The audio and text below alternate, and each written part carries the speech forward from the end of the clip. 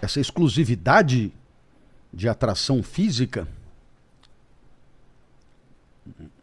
que talvez tenha sido sugerida no passado, ela não está existindo. Aí a pessoa pega e fala, então quer saber? Tchau. Tá tudo certo.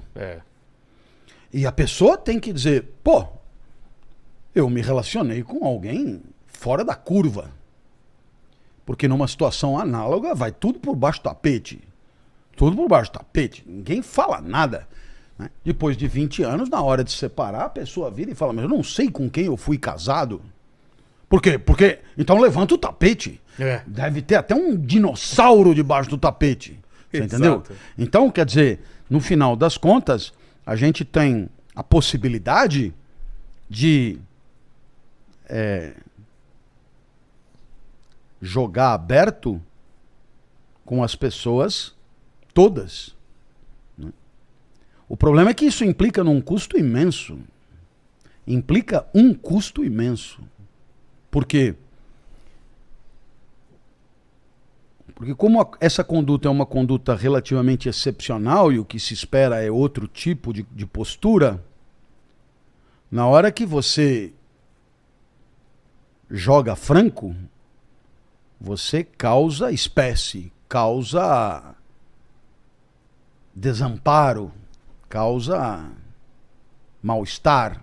O ser humano ele não tá preparado para a verdade? Não, Sinceridade? não estará nunca, né? Tem alguma escola filosófica que bate que a gente tenha que mentir para viver bem ou não? Não que eu conheço, seria muito esquisito, né? Mas pelo contrário, o que há é alguém dizendo que a verdade é um imperativo categórico. Dizer a verdade dizer a verdade é um imperativo categórico simplesmente porque a mentira não pode ser uma regra universal. Porque senão ela não funcionaria. Né? Ela tem que ser exceção. Ela tem que ser exceção. Né? Se você me empresta uma grana e me pergunta, você vai me pagar? E eu minto. Sim. E digo, vou. Então você empresta. Só funciona porque você espera que eu esteja dizendo a verdade. A verdade é a regra. Porque se a mentira for a regra, você não empresta. Exato. Aí não adianta nem mentir. Não adianta nem pedir o dinheiro. Se a mentira for a regra, não há sociedade. Então, tudo se pressupõe. Quer dizer, a presunção é que, né, você se chame como se apresentou, seja quem diz que é, tenha vivido como diz que viveu. Essa é a presunção. Até... É verdade. Eu não tinha pensado nisso, mas claro. A gente parte do pressuposto que está todo mundo falando a verdade. Ninguém pode partir do pressuposto da mentira, porque senão nada se sustenta. Né? Você chega aí, senta e fala, olha, isso aqui é um podcast. Não é.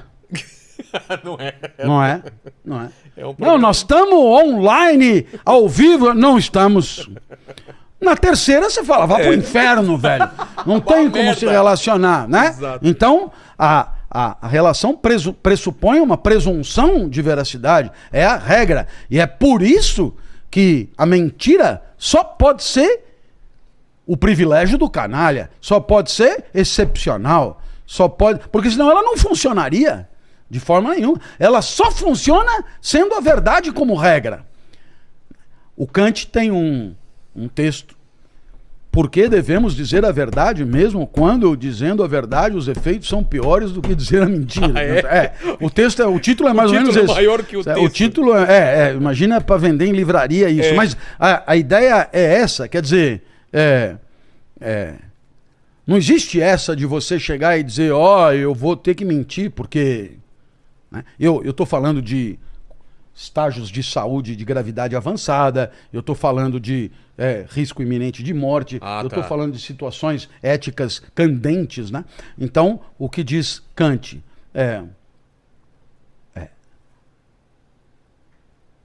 a verdade é um imperativo categórico. E a palavra categórico quer dizer o seguinte, ela não admite negociação ante nenhum tipo de situação específica.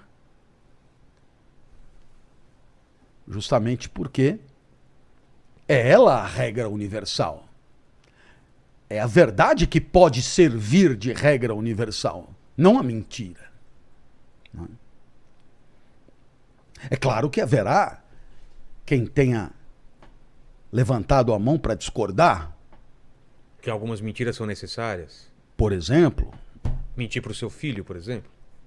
Na volta a gente compra. Isso não sei se é tão necessário.